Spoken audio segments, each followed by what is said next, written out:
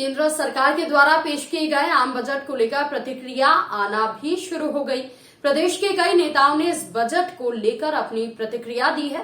प्रदेश के वित्त मंत्री जगदीश देवड़ा ने बजट पर बोलते हुए कहा कि रोजगार, विकास और जनहित को ध्यान में रखते हुए ये बजट प्रस्तुत किया गया है।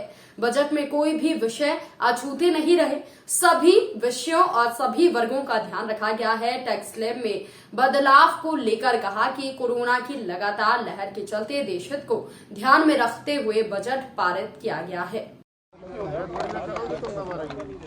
थोड़ा सा नीचे करें।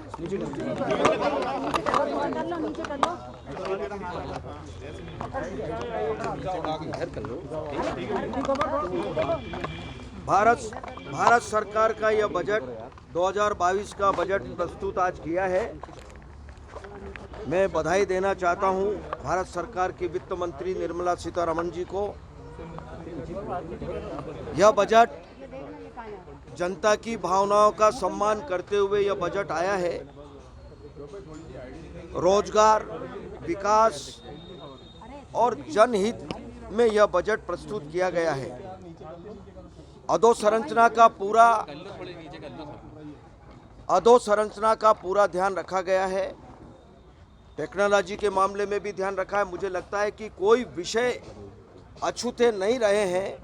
इस पूरे बजट में सभी वर्गों का, सभी के हितों का ध्यान रखा है। चूँकि कोरोना की तीसरी लहर के बावजूद भी यह बजट इतना जनता के हित का बजट प्रस्तुत किया है, यह वास्तव में अपने आप में बहुत बड़ी बात है।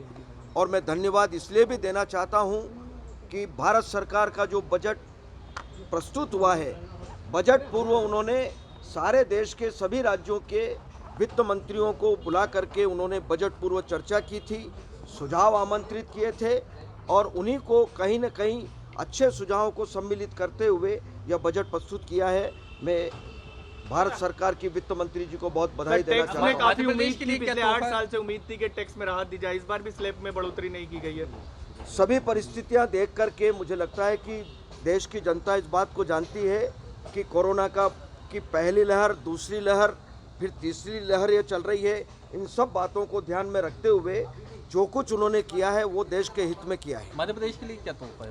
मध्य प्रदेश के लिए भी मुझे लगता है कि बहुत सारी बातें उसमें आई हैं और हाँ, किम बेतवा वाली भी बात आई है उसमें सामने। और भी विषय उसमें आए जो बात विस्तार से भी सामने आएगी, क्योंकि अभी प्रस्तुत हुआ है। सर, कांग्रेस सवाल उठा रही है बजट से तो और बर्बाद हो जाएगा। कांग्रेस के लिए हवाई बजट। कांग्रेस तो खुद ही बर्बाद हो चुकी है।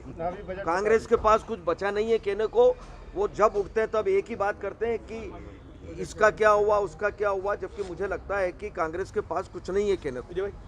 बहुत बहुत धन्यवाद। ठीक sir, thank you. Madhya Pradesh के